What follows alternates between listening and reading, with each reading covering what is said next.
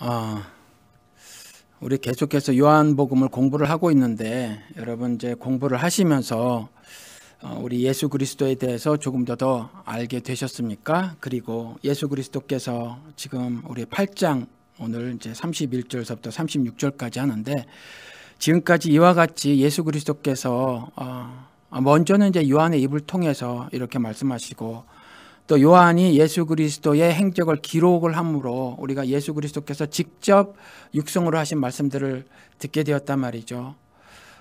이러한 말씀들을 듣고서 여러분들 하늘 소망을 품게 되셨습니까?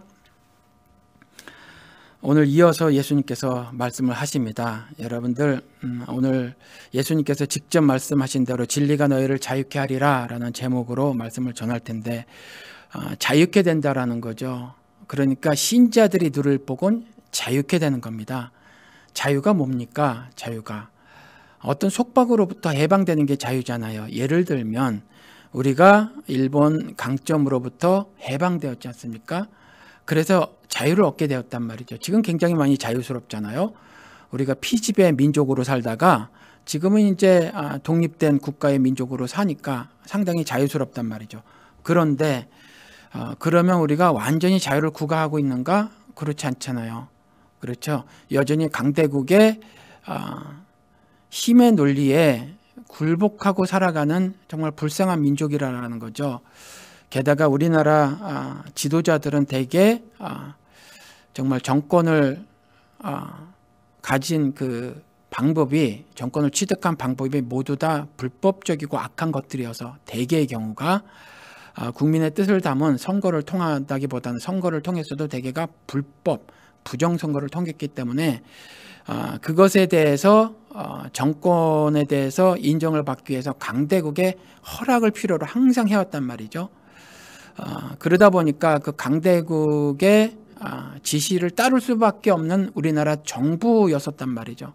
그러다 보니까 우리나라 국민의 절반은 아직도 인정하라는 것이 우리는 진정으로 독립한 나라가 아니다 라는 말을 하고 있단 말이죠. 자조적으로 하고 있어요. 정말 안타까운 일인데 그러니까 완전히 해방되지 않았다라는 거죠. 그런데 그렇다고 치고 이 세상에 뭐 잘 먹고 잘 사는 나라 그 나라들은 뭐 속박을 받고 있지 않거든요. 그 나라 국민들은. 그러면 그 나라 국민들은 정말 완전한 자유를 구가하고 있는가? 그렇지 않아요. 어떻게 보면 자유는 이전은 뭐 안 그렇지만 이전에 뭐 민주화 정권이 들어섰을 때는 우리가 한때 그 미국에서 인정을 했던 건데 미국보다 그 자유 지수가 더 높았을 때가 있었어요. 우리나라가 노무현 시절에 그랬거든요. 그런데 그 실질적으로 법으로는 그래도 실질적으로 자유를 많이 못 누립니다. 미국에서. 실질적으로 그렇잖아요. 아이들이 뭐 나갈 자유가 있어도 나가지 못하는 거 실질적으로는. 그렇죠? 뭔가 제도가 그래서 법은 자유를 허용하지만 제도가 그렇지 못해서 그래서 못 나가는 거죠. 그렇죠. 그런 게 있어요. 그런데 보다 더 궁극적인 것이 있다는 거죠. 보다 더 궁극적인 부분은 인간은 죽음으로부터 해방될 수 없다라는 거죠. 죽음으로부터 해방될 수 없다. 예수님께서 자유를 언급하셨을 때는 이 자유를 말씀하시는 거예요. 이 자유. 죽음으로부터의 자유. 그걸 언급하시는 거거든요. 그러니까 아무리 해방되었다 그래도 이 죽음으로부터의 해방이 되지 않는 사람들, 이건 사실 자유를 누리고 있지 못하는 거죠. 그렇거든요. 예수님께서 계속해서 지금 그 말씀을 하고 계신 거예요. 이와 같은 말들을 다른 신학적인 터미널로지로 말씀하시기도 하고 또 다른 신앙적인 어떤 모습으로 또 말씀하시기도 하고 그랬단 말이에요. 그런 것들이 다 소중하고 또 그런 가르침들이 내 삶에 절대적 의미와 가치를 부여하고 있어서 하나하나 이 요한복음 같은 경우는 예수님의 말씀 이걸 하나하나 붙들고 곱씹고 하다 보면요, 정말 꿀과 송이꿀보다 더 단 것을 여러분들이 느끼실 수 있다라는 겁니다. 자유라는 것이 오늘 예수님의 말씀을 빌어보면 영원히 사는 것이다 이렇게 말을 하고 계세요. 영원히 사는 것이다. 그러니까 죽음으로부터 완전히 해방되는 거죠. 그래서 영원히 사는 거라고 말씀을 하고 계세요. 그러니까 우리가 기독교인이 아닌 사람들, 하나님의 말씀을 받지 못한 이방인으로 살아가는 그 사람들은 자유에 대해서 이 영원히 사는 것이라는 개념을 이해를 하지 못하죠. 그리고 가르쳐줘도 땅에 속한 사람들은 그것을 수용하지 못해요. 그렇죠. 그런데 하느님께서는 이 자유가 이 죽음으로부터의 해방이어서 영원히 사는 것이다. 이렇게 그리스도가 말씀하고 계시다라는 거죠. 그리고 영원히 사는 것을 또 다른 말로 오늘 말씀에 뭐라고 말씀하셨냐 하면 아버지의 집에 거하는 것이다. 그렇게 말씀하고 계시죠. 아버지의 집에 거하는 것이다. 그렇죠. 그러니까 진리가 너희를 자유케 하리라 라는 말은 이 말씀을 듣고서는 우리가 알아야 할 것이 진리는 우리 인생들은 말이에요. 이 진리를 무엇과도 바꿀 수 없는 것으로 알아야 한다라는 거죠. 이 진리는요, 무엇과도 바꿀 수 없어요. 우리 인생을요, 자유롭게 하는 거거든요. 해방시켜 주는 거거든요. 죽음으로부터 해방시켜 주는 거예요. 그렇죠? 영원히 살게 하는 거죠. 아버지의 집에 거하게 하는 거죠. 예수님께서 거처를 마련하시겠다고 한 그 아버지의 집에 살게 하는 것이 자유케 하시는 거거든요. 그러니까 우리 인생들은 이 진리를 어떤 것과도 바꿔서는 안 돼요. 지금은 그런데 엿 바꿔 먹었듯이 많이 바꿔 먹었죠. 매번 강조합니다. 매번. 성공과 맞바꿔 먹으면 안 돼요. 그렇죠? 돈, 이런 거 갖고 맞바꿔 먹으면 안 돼요. 이 진리를 여러분들. 성경을 읽으면서 절대로 돈을 읽어서는 안 된단 말이지. 성공을 읽어서는 안 돼요. 건강 따위, 도덕적 업그레이드 따위를 읽어서는 안 된단 말이에요. 죽음으로부터의 해방, 그래서 영원히 사는 것, 아버지 집에 거하는 것, 그것이 자유란 말이에요. 진리가, 즉 예수 그리스도가 너희를 자유케 하리라 그랬거든요. 이거 말씀하시는 거예요, 인생들에게. 성경은 이거 말씀하시는 거예요. 성경은 이 말하고 있는 겁니다. 그렇죠? 이것이 절대적인 메시지가 되는 사람들, 이것이 심장에 떨어졌을 때 쾅 하고 울림이 있는 사람들, 그 사람들이 신자인 거란 말이죠. 이런 말씀을 들어도 그냥 한 귀로 듣고 한 귀로 흘려버리는 사람들이 있단 말이에요. 이 사람들은 교인이지만 땅과 바다를 두루 다녀서, 그렇죠? 바리새인들이 얻은, 서기관들이 얻은 배나 지옥 자식에 불과해요. 사실은 그리스도의 말씀에 의하면. 교회를 10년 다녔든 20년 다녔든 상관없이 그냥 교인이 된 거죠. 그 교인은 예수 그리스도께서 직접 배나 지옥 자식이 됐는데, 어떤 사람들의 아주 극심한 노력에 의해서 그렇게 된 거라는 거죠. 그 어떤 사람이 누구예요? 성경을 많이 알고 있는 서기관의 노력, 바리새인의 노력에 의해서 그렇게 배나 지옥 자식이 된 것에 불과하더라라는 거죠.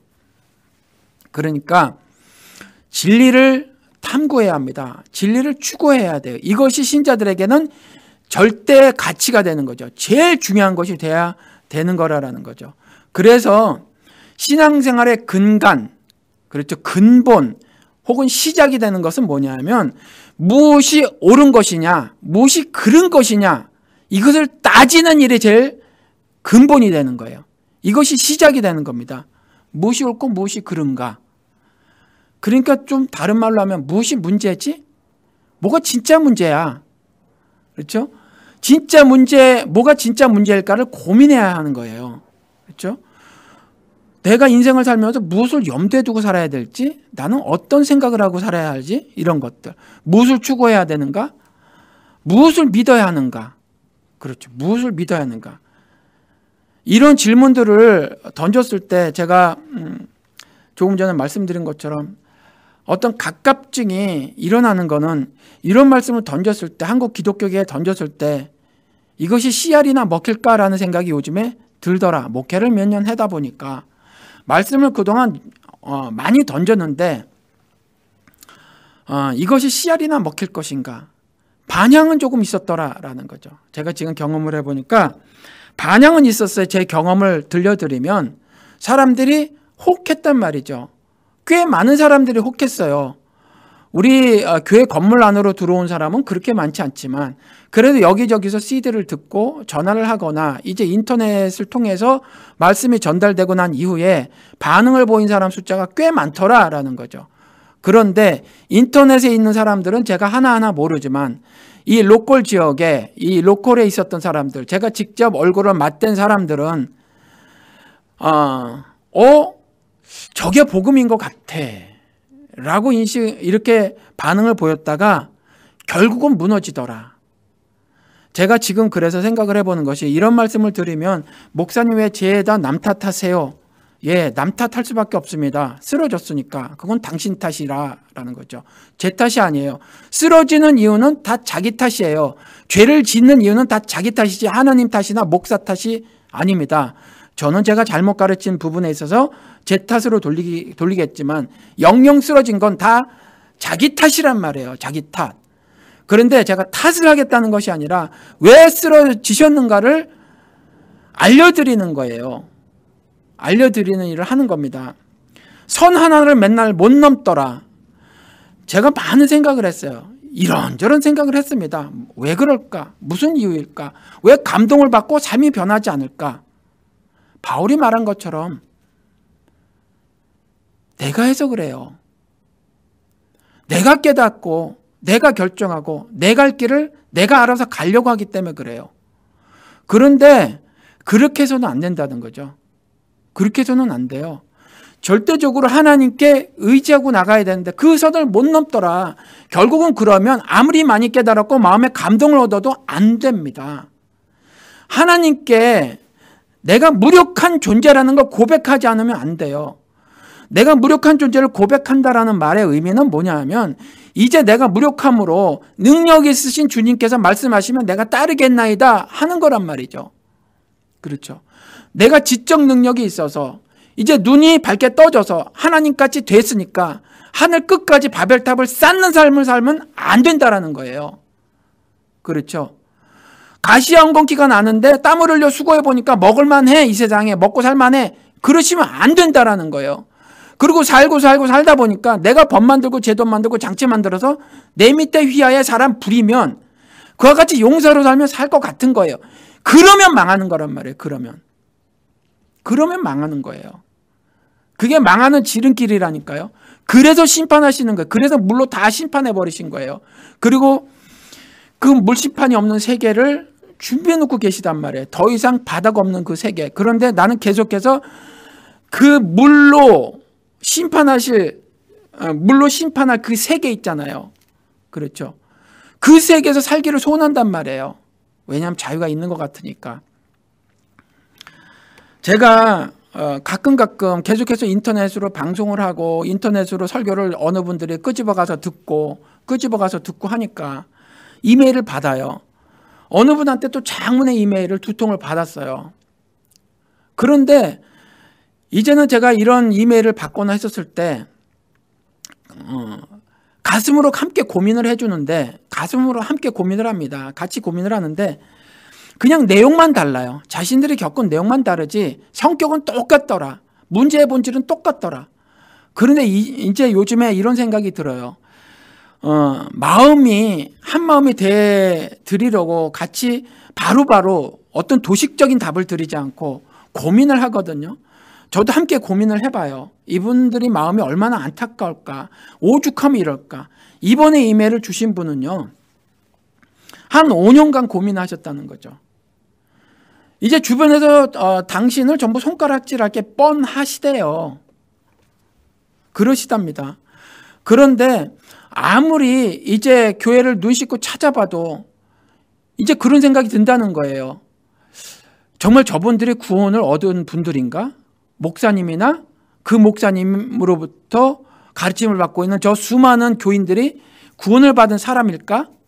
제일 처음에는 자기가 구원을 받지 못했을 것이라는 메시지를 어느 사람한테 듣고 그렇게 말하는 그가 이단이 아닐까라고 생각을 하셨다라는 거죠. 이단이 아닐까? 그렇게 생각을 하셨대요. 근데 시간이 지나다 보니까 당신이 그런 상태라는 걸 깨닫게 되셨대요. 그리고 막 두서없이 글을 마구 쏟아내셨어요. 그리고 바로 또 왕창 더 길게 쏟아내셨어요. 그런데 최근에 어떻게 인터넷을 통해서 저를 알게 되셨다는 거죠. 최근에. 그래서 우리 교회 웹사이트에 들어와서 제 설교를 들으셨대요. 그래서 첫 번째 이메일을 보내시기 전에 어제도 듣고 또 들었습니다. 라고 하면서 저에게 말씀을 해오시는 거예요.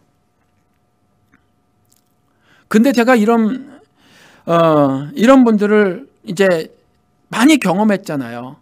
그렇죠. 많이 경험했는데, 언제나 속마음은 그래요. 이렇게 처음에 말씀을 나눌 때는, 제 딴에는요, 여러 가지 고려를 하는 건데, 그래도 그 고려를 하는 스킬이 기존의 다른 목사님들하고는 좀 다르게 그 기술적인 면이 제가 좀 발달이 안 돼 있어요. 나름대로 고려를 한다고 하더라도. 그래서 어떤 분들은 따뜻합니다라고 글을 써 보내오시는 분들도 있지만 어떤 경우는 또 그렇지 않은 경우도 있거든요. 그런데 제가 보면은 지금까지 보면 더 많은 경우가 그래도 고려를 하다 보니까 또 성경 말씀을 가지고 말씀을 전하다 보니까 제가 아니라 성경 말씀, 하늘 말씀, 그리스도가 직접 현현하셔서 그분들 가슴에 다가가시니까 감동을 받으셨어요. 그런데 거의 대개의 경우가 쓰러지시더라. 왜 쓰러지셨냐 하면 제가 그냥 정확하지는 않아요. 정확하진 않지만 그냥 생각키로는 뭐냐 하면 양으로 안 살아서 그래요. 각기 제 갈 길로 가는 그냥 존재에 불과하다는 거. 이걸 인정하지 않는 거예요. 그래서 하나님의 말씀대로 따라 살지 않아요. 이 성경에 기록된 대로 따라 살지 않아요. 그래서 내 생각대로 살아요. 특별히 다이렉트 파이프라인, 직접 듣는 사람들 있잖아요. 그 사람들은 성경을 많이 무시해요. 그런 이전의 경험을 가졌던 사람들, 말씀을 읽지 않고 기도하는 것으로만 신앙생활했던 사람들 있잖아요. 말씀은 잘 안 읽었던 사람들 있잖아요. 이런 사람들이 자꾸 무너져요. 무슨 일만 있으면 기도만 하려고 한단 말이에요. 근데 양떼기 기도가 얼마나 많은 문제점을 일으키는 줄 아십니까? 예를 들어서 말씀을 드릴게요. 주님 사랑합니다, 사랑합니다 그래요. 찬송을 통해서도 We love you Lord, 주님 사랑해요, 주님 사랑해요 우리 찬송 있잖아요. 그것도 불러요. 그리고 눈물 콧물 다 흘려요. 그런데 그리고 주님 사랑합니다 라는 말을 또 방언으로 하신다네요. 그런데 여러분, 주님의 사랑, 여러분들 사랑 못 먹어서 안 달라진 분이에요? 아니라니까요.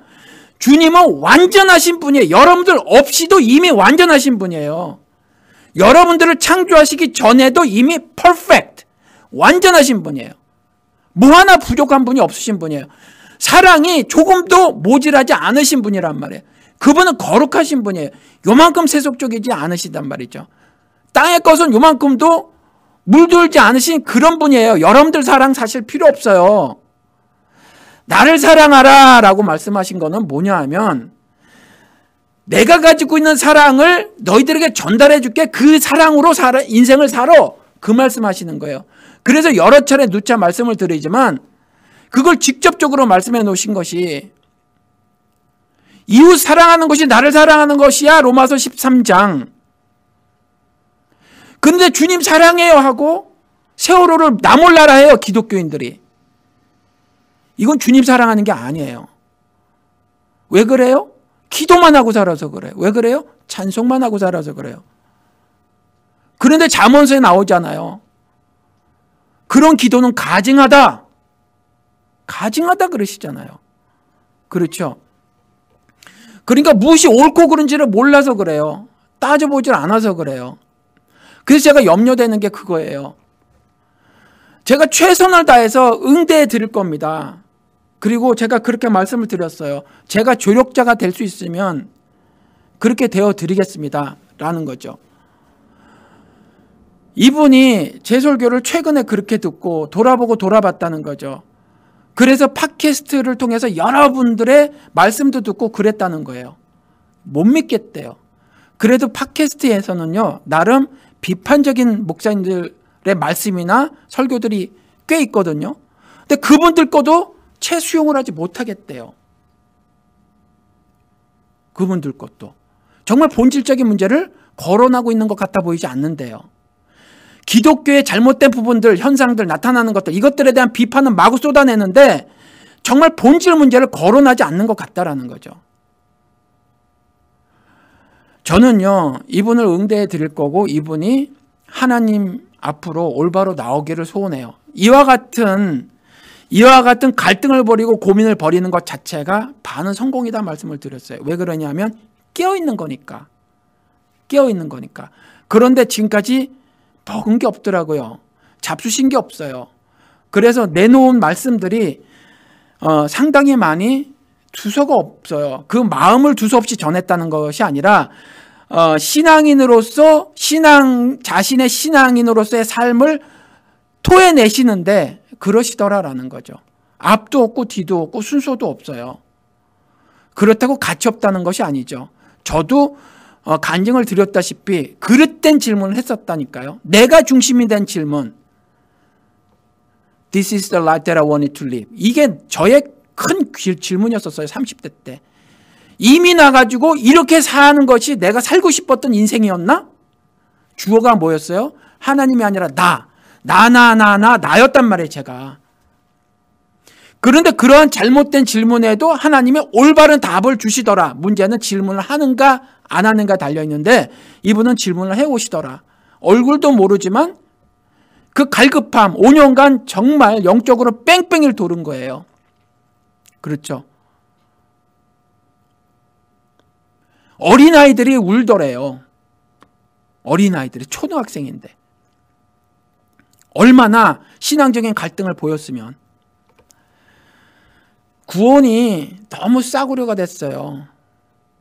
고민 안 하고도 예수를 탐구하지 않고도 진리를 깡그리 외면하고도 하나님을 그저 사랑한다고만 하면 난 주님을 영접한다고 하는 그 한 문장의 말만 입 밖으로 뱉어내면 구원을 얻는 거라고 생각해요.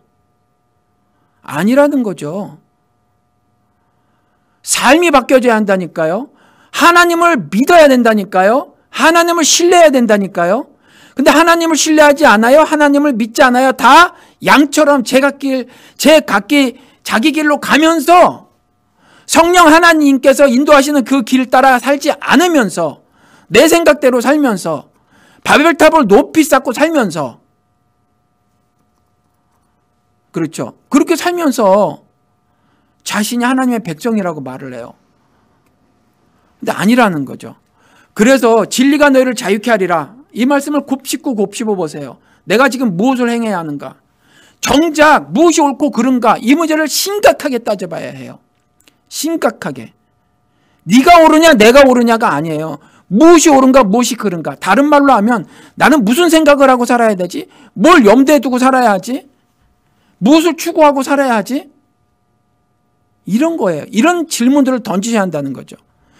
도대체 뭘 믿고 살아야지? 내가 믿고 있는 건 뭘까? 이런 거. 그렇죠. 이런 질문을 하고 살아야 한다는 거죠. 그래서 예수님께서 말씀하시는 이 자유는 그 반대말은 뭐냐면 물론 세상에서도 속박이겠죠. 그런데 그리스도께서는 스페시픽하게 특정지어서 말하는 것이 뭐냐면 자유의 반대말은 죄의 속박이다 이렇게 말씀해 놓고 계세요. 죄의 속박이다. 그래서 구약시대의 자유자와 종의 개념을 가지고 오죠. 진리가 너희를 자유케 하리라 그랬더니 유대인들이 뭐라 그래요? 우리는 자유자의 후손으로 한 번도 속박된 적이 없는 자유자인데 우리가 자유케 된다는 말이 도대체 무슨 말이냐라는 거죠. 그랬을 때 예수가 말씀하신다는 거죠. 죄의 종. 내가 자유를 말했을 때 그 반대말은 죄의 종으로 살아가는 걸 말하는 거야 라고 말을 했죠. 너희들이 아브라함의 후손이라고? 아브라함의 후손은 미안하지만 내가 이 돌들로도 만들 수 있어. 아브라함의 후손은 아브라함의 행사를 행해야 한다. 아브라함의 행사를 행해야 한다. 그러니까 믿음은 제가 계속 강조해서 말씀을 드리지만 성경에서는 동사예요. 행함이라는 거죠. 심리적 변화가 아니에요. 믿음은 삶이 변해서 삶을 그렇게 살아가는 걸 살아가야 된다는 거죠. 그게 믿음이에요. 믿음의 행사를 행해야 하거늘 혈통적으로 후손이라고 너희들이 후손이라고? 아니다라는 거죠. 그래서 너희들은 죄의 종이야. 아브라함의 행사를 행하지 아니하였으므로 약속의 후손이 될 수 없어 라는 거거든요. 약속의 후손이 될 수 없어. 이렇게 말씀을 하고 계시다라는 거죠. 그렇죠? 이 말씀이 아마 여러분들 신앙생활 하시다가 제일 처음에 들으셨을 거예요. 처음에 들으셨을 텐데 이 말씀이 내 삶에 안 남아 있을 수 있다는 거죠. 그렇죠? 되게 많은 현재 기독교인들이 안 남아 있으니까 뒤늦게 지난주에 저에게 이메일 주셨던 분처럼 이제 와서 이런 말씀을 하시는 거죠. 저한테 이렇게 말씀을 하셨어요. 살고 싶습니다, 목사님. 그런데 이 문장에서도 뭐가 있어요? 한국 기독교의 모순이 그대로 담겨 있잖아요. 목사님 살고 싶습니다. 목사는 그냥 도구로서 하나님 말씀을 올바로 전해줄 수 있는 사람에 불과한 거죠. 그렇죠? 제가 그래서 그렇게 말씀을 드렸어요. 저 포함 그 누구도 집사님을 살려드릴 수 없습니다. 목사는 하나님만 살려줄 수 있다는 거죠. 그래서 그런 것부터 깨부시기 위해서 일단 그런 말씀을 드렸어요. 두 번째 답장은 못 드렸지만. 그렇죠? 그러니까 여러분들 이런 점들을 좀 깨달으시기 바랍니다. 오늘도 예수 그리스도께서 간절하게 말씀하시는 거예요. 간절하게. 그렇죠? 몇 문장 안 돼요. 지금 6절 읽었죠. 1, 2, 3, 4, 5, 6 6절 읽었죠. 6절 읽었는데 그냥 읽어만 봐도 알 수 있는 그런 말씀이라는 거죠. 여러분들 수도 없이 이 요한복음 8장 31절에서부터 36절을 지금까지 읽으셨을 거란 말이에요. 그렇죠? 그러니까 이것들이 여러분들 삶에 절대적인 가치가 되어야 하고 추구해야 할 것이어야 되고 그 다음에 여러분들이 붙들고 놓지 말아야 할 하나님의 말씀이라는 거죠. 여러분들 제가 한번 이런 말씀을 드렸어요. 극단적으로 말을 해서 이게 이전에 제가 미국 목사님한테 신학자한테 신학교 다닐 때 들은 말인데 이게 대형교회 어떤 목사님하고 자신이 대형교회 목사님하고 대화를 나눴던 이야기래요. 근데 그 대형교회 목사님이 자신에게 한 말이라고 하면서 그 신학교 다닐 때 저희들에게 한 말이에요. 근데 그 대형교회 목사님께서 미국 목사님께서 자신의 교회에서 이 말을 못하겠다. 왜냐하면 이 말을 이렇게 썼을 때 저들이 소화해낼 수 있을까가 염려스러워서 걱정돼서 말을 못하겠다고 하는 것이 뭐냐 하면 만약에 극단적으로 나눠서 성경이냐 예수냐 그랬을 때 나는 성경 버리고 예수 취한다 그랬대요. 근데 저는 교회 개척하자마자 이 말씀을 했어요. 왜냐하면 저는 성령 하나님께 의지한다는 거죠. 어찌됐거나 이 성경을 통해서 보면 학교를 다니지 않았더라도 성령 하나님께서 역사하시면 역사하시더라. 그 말씀을 이해하려면 이해할 수 있더라. 그래서 교회 개척한 지 얼마 안 돼서 요한복음 5장 말씀을 전해드리면서 유대인들에게 행하신 말씀, 너희들의 성령을 그렇게 묵상했지만 상고했지만 영생이 거기 있는 줄 알고 구원이 거기 있는 줄 알고 미안하다 유대인들아, 성경은 나에 관한 책이야. 그러니까 영생은 나에게 있는 거야. 이렇게 말씀하셨거든요. 그래서 그 말씀을 가지고 극단적으로 딱 쪼개서 말씀하시면 난 성경 버리고 예수 취하겠습니다 라고 하면서 덧붙여서 말씀을 드리기도 했어요. 이 말씀 이해하기가 힘듭니다 라고 하면서 말씀을 드렸어요. 그리고 속으로 바라기는 말씀을 올바로 이해하기를 바랬죠. 제가 전한 말씀을, 의도를. 그 미국 목사님이 걱정하셨던 그 걱정을 제가 말씀을 드렸다는 거죠. 왜요?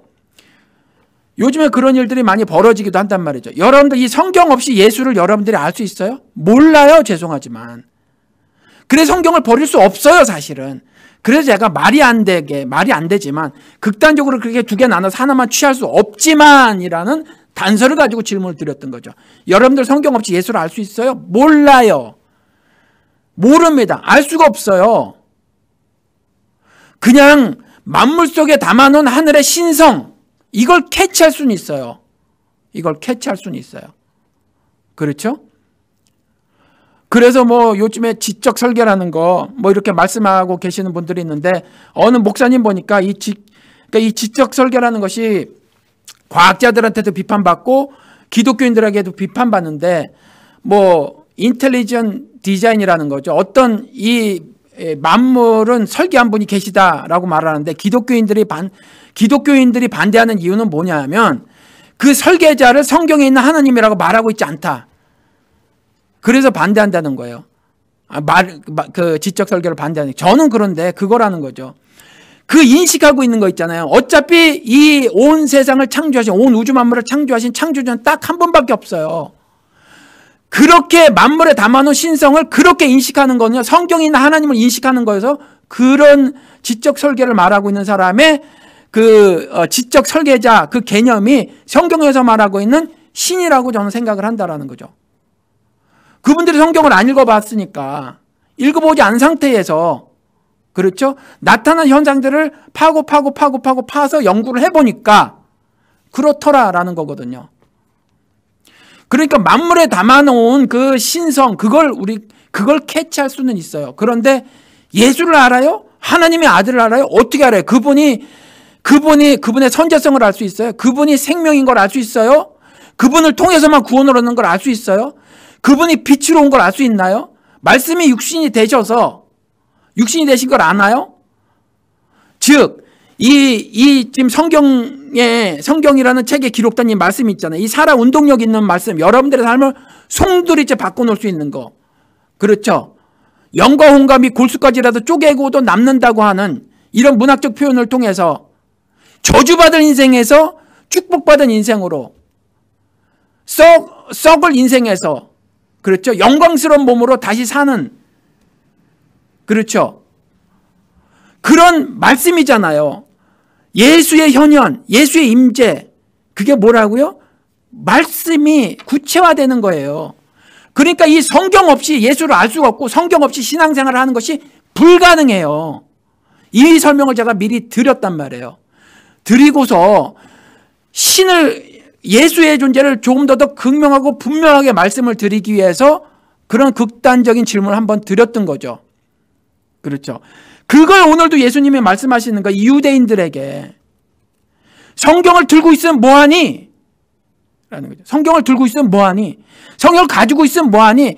이 말씀이 너희들에게 절대적 의미가 되지 않는데, 즉 말씀이 나 예수 그리스도가 너희들에게 절대적 의미가 되지 않는데, 성경이 그냥 사회과학 도서야?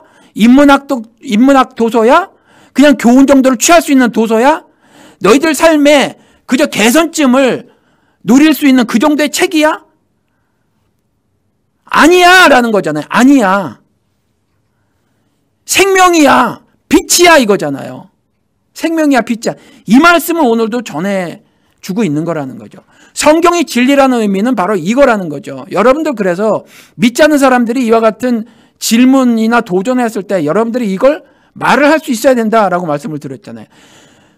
진리라고 말하는 것, 성경이 진리라고 말하는 것은 바로 이 의미다. I am the truth. 내가 곧 진리다라고 말씀하셨을 때 그 예수 그리스도를 설명하는 것에 부족함이 없다라는 의미에서 진리라는 거예요. 모자람이 없다라는 의미에서 진리라는 거란 말씀이죠. 잘못됨이 없다라는 의미에서 진리라는 거예요. 그리고 그 말씀이 바로 예수 그리스도의 현현이어서 진리라는 거죠. 말씀이 육신이 되셨으니까. 그렇죠. 그런 의미에서 진리라는 거예요. 그 말씀을 오늘도 말씀 꽤나 알고 있다고 하는 유대인들, 꽤나 알고 있다고 하는 유대인들에게. 그런데 오늘은요, 어떤 사람인 줄 아세요? 어떤 사람이냐면 31절에 보니까 그 유대인들 중에서 파문당할 것을 각오하고 자신들의 그 공동체 안에서, 그렇죠? 공동체 안에서 쫓겨날지도 모르고 잘하면 돌맞아 죽을지도 모르지만 그 이전일지도 모르고, 아니면 초막절 때 예수 그리스도께서 성전에 난입해서 대쪽어째 입을 열어 가르치셨을 때 그 말씀을 받아들인 믿는 자. 그래서 9절에 보면 그러므로 예수께서 자기를 믿은 유대인들에게 이르시되, 이제는요 믿음을 가진 사람들에게 말씀하고 계시는 거예요. 그냥 불특정 다수 유대인들에게 말씀하시는 것이 아니라 유대인들 가운데서 예수 그리스도의 가르침을 받고 말씀을 듣고 그 말씀을 듣고 이제 믿음을 보인 그 사람들, 예수를 하나님의 아들로 인정한 사람들, 예수를 구원자로 인정한 사람들, 예수를 통해서만 아버지 나라를 갈 수 있다고 하는 이전에 자기 조상들로부터 전혀 듣지도 보지도 못했던 그런 신앙적인 컨셉들을 이해하고 받아들인 그 사람들에게 말씀을 하시는 거예요. 그렇죠? 그 사람들에게 말씀을 하시는데 이제 이렇게 말씀을 하시죠.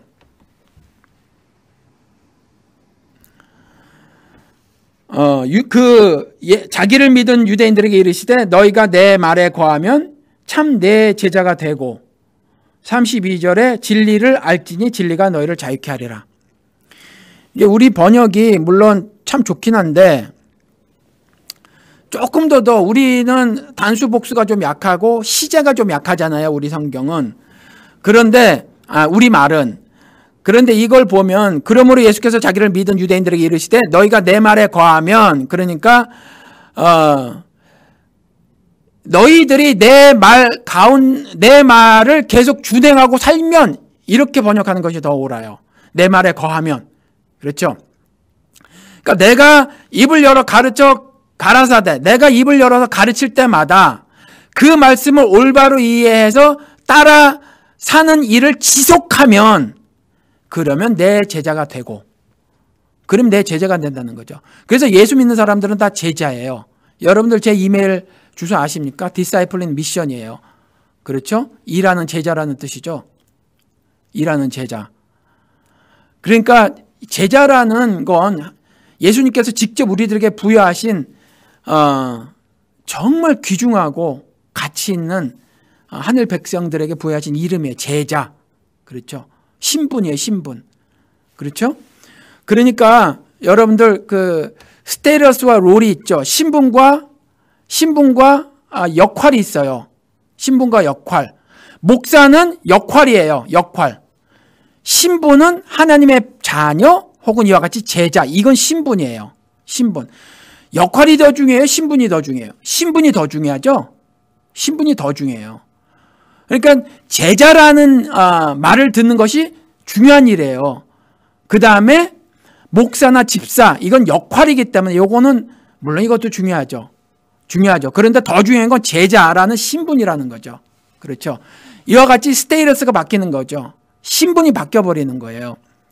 그래서 내 말에 거하면, 그러니까 계속해서 내 말을 준행하며 살면 너희들은 내 제자가 될 것이다. 이제 믿음을 보인 그 사람들에게 그렇게 말씀하시는 거예요.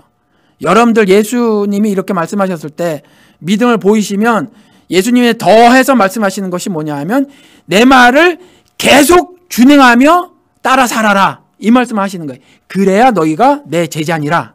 이렇게 말씀하고 계시다라는 거죠. 그리고 나서 32절에 이게 두 다른 문장이 아니에요. 진리를 알지니 진리가 너희를 자유케 하리라. 그런데 진리를 알지니, 그러니까 진리를 알게 될 것이다. You will know the truth. 그렇죠. 너희들이 진리를 알게 될 것이다. 이렇게 말하는 거죠. 너희들이 진리를 알게 될 것이다. 그리고 그 진리가 너를 자유롭게 할 것이다. 진리가 너를 자유롭게 하리라. And the truth will make you free 라고 하고 있잖아요. 그렇죠. 그러니까 계속해서 이제 믿음을 보였니? 내가 하나님의 아들이라는 것을 믿음으로 인정하지. 그리고 내가 구원자라는 것을 인정하지. 그리고 이전에 너희 조상들로부터 받았던 유전에 없었던 하늘나라 개념, 그렇지? 천국 개념, 불분명했던 어떤 그런 개념들을 내가 분명히 너희들에게 이렇게 전해준다. 그건 실제 세계란다 라고 말을 하면서 나를 통해야만 그 실제 세계에 들어갈 수 있어 라고 말했던 것을 너희들이 믿니? 믿으면 이제 내가 다시 하나 말을 해줄게 하고 말하는 것이 이 말씀이다라는 거죠. 믿는 유대인들에게 이르시되 너희들이 이제부터 내 말에 거하면, if you continue in my word, 계속해서 내 말을 따라 준행하며 살면, then you are truly disciples of mine. 내 제자가 진정으로 될 것이다 라는 거죠. 그리고 그렇게 되면 you will know the truth. 진리를 알게 될 것이고, 그렇죠? 진리를 알게 될 것이고, 그 다음에 그 진리가 너를 자유롭게 하리라. 물론 첫 번째 자유하게 되는 것이 있죠. 의롭다 칭의. 그렇죠? 죄의 종의 신분에서, 그죠? 의에 이르게 되는 하나님의 백성의 신분으로 바꿔주시잖아요. 그런데 믿는 자도 이중성을 갖고 있어서 이미 거룩하지만 아직 거룩하지 않은 삶을 산다니까요. 왜? 육신 때문에. 그러니까 계속 내 말대로 준행해서 살게 되면 그 truth, 그 진리가 단수로 쓰여졌단 말이죠. 말씀의 문장이 수천 개인데도, 그렇죠? 단수로 쓰여졌다는 거죠. 말씀과 예수 그리스도가 하나예요. The Word라는 거죠. 그렇죠? 그 진리가 너를 자유롭게 해줄 것이다 라는 거죠. 뭐로부터? 죽음으로부터, 세상의 학대로부터 자유롭게 해줄 것이다. 그렇죠? 그렇게 말씀하고 계시다라는 거예요. 이게 예수님께서 말씀하시는 거예요. 저도 여러분들에게 말씀을 전합니다. 그리고 또 누군가가 제 설교를 퍼가겠죠. 누군가 퍼가고 대한민국에서도 들을 겁니다. 그리고 아주 소수긴 하지만 다른 나라에서 듣는 사람도 조금은 있는 것 같아요. 근데 그분들에게도 전할게요, 제가. 그렇죠? 지금 혹시 혼란스러우십니까? 분명하지 않은 것이 있습니까? 그랬을 때 여러분들이 무릎을 꺾으셔야 한다는 거죠. 여러분들이 두 발 멀쩡하니 내가 스스로 걸을래요 하지 말고 차라리 내가 멀쩡해 보이는데요, 나를 꺾어주세요 하시기 바랍니다. 그래서 온전히 성령님이 의의 길로 인도하심을 간구하시기 바랍니다. 그리고 내가 믿음이 약해서 혹은 믿음이 없어서 믿음이 적어서 하나님 말씀과 세상 지식이 내게 두 개가 있었을 때 세상 지식 따라 혹은 내가 가진 경험 따라 이것대로 사는 것이 아니라 하나님의 말씀에 전폭적으로 따라 살게 해 주시옵소서라는 간구의 기도를 드리시고, 각기 내 갈 길로 가는 양의 삶을 사는 것이 아니라 예수 그리스도의 단번 죽으심의 죽으심, 그 죽으심에 합한 자로서 더 이상 그와 같은 정말 그릇된 양의 삶을 사는 것이 아니라 이제 하늘로부터 새로운 생명을 얻은 자로서의 삶을 살게 해 주시옵소서라고 기도를 하시기 바랍니다. 그래야 들어봤더니 저 목사 말이 맞는 것 같아, 황 목사가 성경을 올바로 가르치는 것 같아 수준에서 멈추지 않고, 머리로 깨닫고 마음으로 감동받는 것에서 끊이지 않고 거기서 멈추지 않고 은혜를 받게 된단 말이죠. 은혜는 제가 드려요? 아니죠. 은혜 누가 주죠? 하나님이 주시는 거잖아요. 은혜는 뭐예요? 사랑이에요. 사랑을 죽음으로 이루신 게 은혜예요. 그러니까 은혜와 사랑은 동일한 거죠. 그 은혜는 하늘에서부터 내려오는 거죠.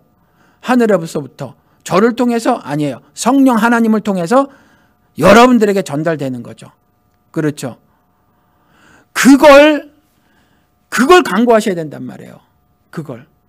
그러니까 온전히 하늘 프로세싱이에요. 온전히 하늘 프로세싱이 있어야 한다는 거죠. 온전히 하늘 프로세싱, 하나님의 은혜대로 그분의 절대 주권적 일하심의 은혜에 따라서 여러분들의 삶이 저주의 삶에서 축복의 삶, 썩을 육신의 삶에서 썩지 않을 영광의 삶으로 완전히 바뀌어지는 거거든요. 그렇죠? 완전히 그렇게 바뀌어지는 거예요. 그래서 그러려면요, 여러분들 그러는 수밖에 없어요. 하나님께 매달리는 수밖에 없어요. 나는 아무것도 할 수 없음이로라라는 예수 그리스도의 고백이 여러분들 고백이 되어져야 한단 말이에요. 그렇죠? 요한복음 5장 30절인가 31절서부터 말씀을 하고 계시잖아요. 뭐든지 다 할 수 있으신 올마이티가 전지하고 전능하신 예수님께서 나는 아무것도 할 수 없도다. 나는 아무것도 할 수 없도다. 왜 그렇게 말씀하셔요? 시험 받으신 거와 동일하다니까요. 시험을 받으실 이유가 하나도 없으신 분더러 어떤 유혹도 이겨내실 수 있는 그 예수 그리스도가 왜 시험 받아요? 여러분들이 당할 시험을 미리 받아주시는 거예요. 이그젠플로. 예로다가 똑같아요. 나는 아무것도 할 수 없도다라고 인자의 모습을 가진 그 예수 그리스도께서 인자인 여러분들에게 그와 같은 고백을 하라는 거예요. 나는 아무것도 스스로 할 수 없노라. 주여 나를 살리시옵소서라는 그 말씀을 하시라는 거예요. 하늘을 향해서. 여러분들 믿음이 있으십니까? 그래서 여러분들이 하나님의 사랑과 은혜로 의에 이르게 되었다고 믿으십니까? 그래도 여전히 살아가시면서 the truth, 그렇죠. the word, 하나님의 말씀, 그리스도의 말씀, 즉 예수 그리스도의 현현, 그 말씀대로 준행하며 살아야 제자의 삶을 사는 거예요. 그래야 제자의 삶을 사는 거예요. 그래야 그 말씀대로 그냥 사는 거죠.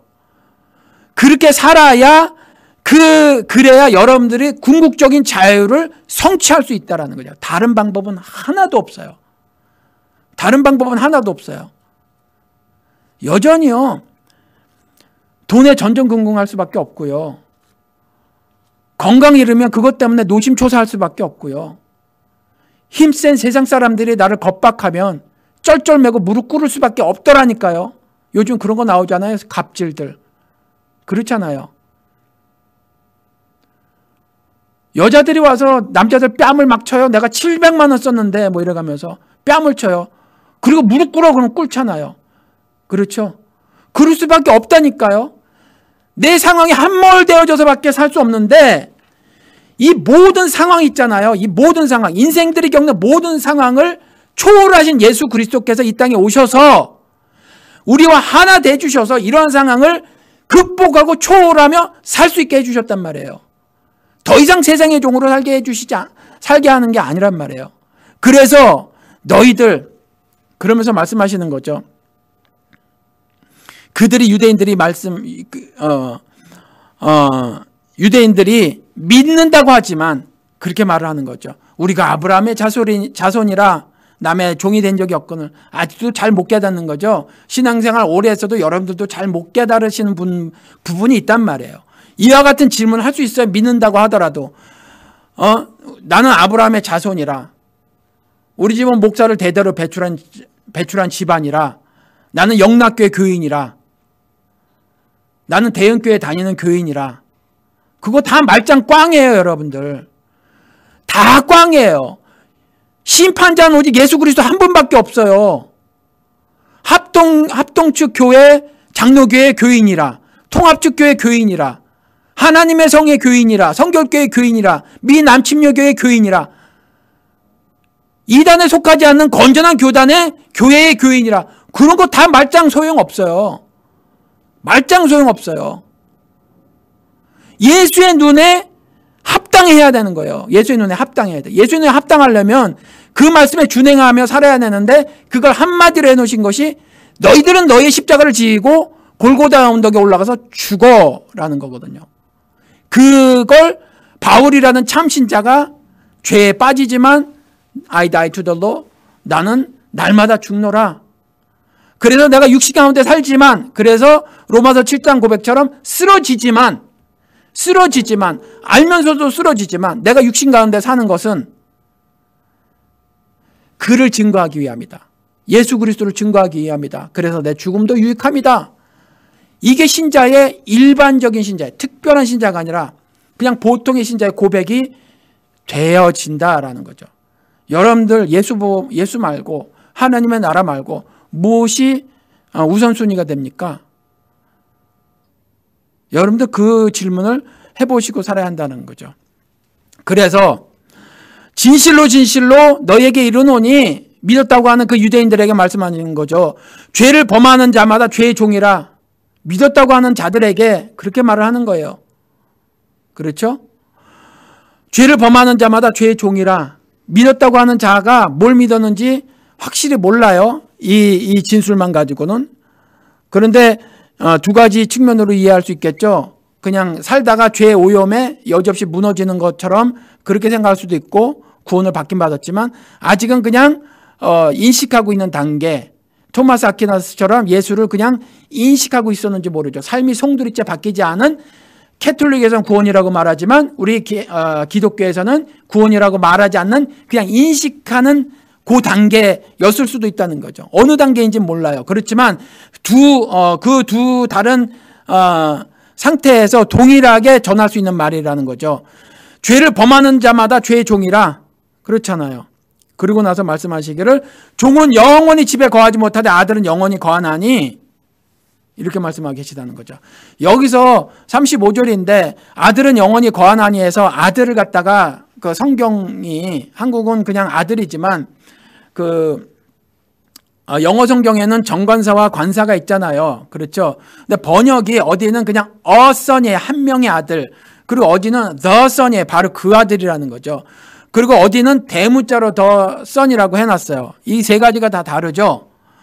아들이 영원히 거하나니 해서 그냥 a son 그러면 그냥 어떤 대표 단수죠. 우리 그냥 신자들로 말할 수 있어요.